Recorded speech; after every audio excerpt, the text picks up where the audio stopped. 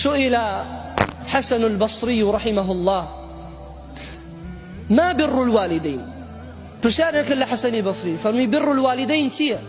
چاکەکاری لەگەڵ دایک و باوک چییە؟ حەسەنی بەسری وەڵامی داوە فەرمووی أن تبذل لهما ما ملكته وأن تطيعهما فيما أمراك به إلا أن يكون معصية. چاکەکردن لەگەڵ دایک و باوک ئەوەیە هەر یەکێک لە ئێوە کە ئەوێت چاکەکار بێت لەگەڵ دایک و باوکی بە ئەم نەسیحەتی حەسەنی بەسری لەبەرچاوی بێت. أن تبذل لهما ما ملكت، ئەوەی کە خوای گەورە پێتی بەخشیوە تۆ لە خزمەتی ئەواندا سەرفی کەی و پێیان بدەیت و گوێڕایەڵیان بکەی لە هەر شتێک کە ئەوان ئەمر و فەرمانت بەسەردا دەکەن ئیلا مەگەر شتێک بە فەرمانی خوای تێدا بێت، بە فەرمانی پێغەمبەری تێدا بێت عەلەیهی سەڵات و سەلام، چونکە ئەمری خوا و پێغەمبەر لەپێش ئەمری دایک و باوک. بۆیە شاعیرە فەرمێت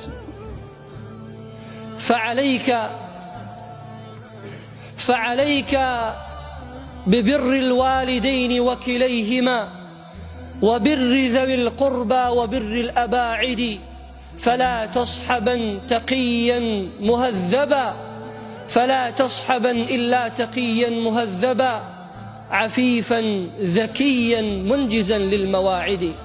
شاعر فرميه چاکەکار بە لەگەڵ دایکت و لەگەڵ باوکت یان لەگەڵ یەکێکیان کە لەلات ماوەتەوە و چاکەکار بە لەگەڵ کەسە نزیکەکانت نزیکی دایک و باوکت و کەسانی دووریش هەر کەسێک کە تۆ ئەیبینی و لەگەڵت ئەژێ و مامەڵەی لەگەڵەکەی چاکەکار بە لەگەڵ هەموو کەس، بەڵام بەتایبەت چاکەکار بە لەگەڵ چێ؟ لەگەڵ دایک و باوکت. ئوەیسی قەرەنی ئوەیسی کوڕی عامری قەرەنی پێغەمبەری خوا عەلەیهی سەڵات و سەلام کە لە سەحیح موسلیم دات و باسی ئەکات بە سەبەبی چی گەیشتە ئەم پلەپایی کە بە ئیمامی عومەر بفەرمێت ئەی عومەری کوڕی خەتاب، عومەر چێیە؟ ئەو کەسێک کە لە دنیادا دووەمین کەسە موژدەی باشتی پێدراوە و دووەمین خەلیفەی موسڵمانانە و شەهید کرا بەدەستی بێباوەڕان لەناو نوێژدا و ئەو کەسەیە پێغەمبەری خوا فەرمێ سەڵات و سەلام لە کۆڵانێکا بڕوا شەیتان لەوێ ناڕوا چێتە کۆڵانەکەی تر لەبەر شەهامەت و جورئەت و گەورەیی و هێز و قووەتی ئیمامی عومەر ڕەزا ڕەحمەتی خوای لەبێت. ئینجا فەرمێ ئەی عومەر کاتێک گەیشتی بە کەسێکی یەمانی کە خەڵکی عەدەنە و خەڵکی قەڕەنە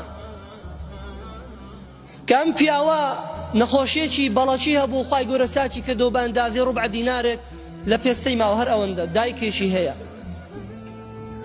و ئەم پیاوە زۆر چاکەکار بوو لەگەڵ دایکی، هەر کاتێک پێی گەیشتی داوای لێخۆشبوونی داوای لێ بکە دوعای خێرت بۆ بکە و خوای گەورە لێت خۆش بێت، ئەو بڵێ خوایە جان لە عومەری کوڕی خەتاب خۆش بێت. بۆیە هەر کاتێک ئەم خەڵکانەی کە لە یەمەن دەهاتن بۆ یارمەتیدانی موسڵمانان لە غەزوە و جەنگەکان دایمە نەیپرسی ئایا ئوەیسی قەرەنیتان لەناوە؟ هەتا ڕۆژێک بینیەوە فەرمی تۆ ئوەیسی قەرەنی؟ وتی بەڵێ. وتی تۆ لە قەڕەنەواتی؟ وتی بەڵێ. وتی تۆی نەخۆشیەکت لێ بووە بەڵەکی بۆ دوایە چابوویە و بەس قانگێکی بچووکت تێدا ماوە؟ وتی بەڵێ. وتی تۆی دایکێکت هەیە؟ وتی بەڵێ. وتی گوێم لە پێغەمبەری خوا بوو عەلەیهی سەڵات وەسەلام ئەفەرمێ ئوەیسی قەڕەنی کەسێکی چاکەکارە لەگەڵ دایکی لەو ئەقسەمە عەلە اللاه لەئەبەڕە، ئەگەر شوێن بخوا لەسەر خوا بڵێ خواجان ئێستا ئەمەم بۆ بکە خوای گەورە بۆ یەک، بڵێ خواجان ئێستا باران ببارێنێ یەکسەر باران نەبارێنێ، ئەگەر پێی گەیشتی بڵێ ئەی ئوەیس داوام بۆ لە خوا بکە خوای گەورە لێم خۆش بێت. ئینجا ئوەیسی قەڕەنیش دوعای خێر بۆ عومەری کوڕی خەتاب بکا و ئەفەرمێ خواجان لە عومەری کوڕی خەتاب خۆش بە. بەسی گەیشتم پلێ براکان چاکەکاری لەگەڵ دایک و باوکی هەر کەسێکی لێمەوە ئەمانەوێت بگەین بم پلە گەورانە باسە چاکەکار بین لەگەڵ دایک و باوکمان، ئەگەر ئەمانەیە دەرگاکانی باشمان لێواڵا بکرێت با چاکەکار بین لەگەڵ دایک و باوکمان، ئەگەر ئەمانەوێت خوای گەورە لێمان خۆش بێت با چاکەکار بین لەگەڵ دایک و باوکمان. خۆ ئەگەر بە پێچەوانەوە بێ براکانم هەموو شتەکانی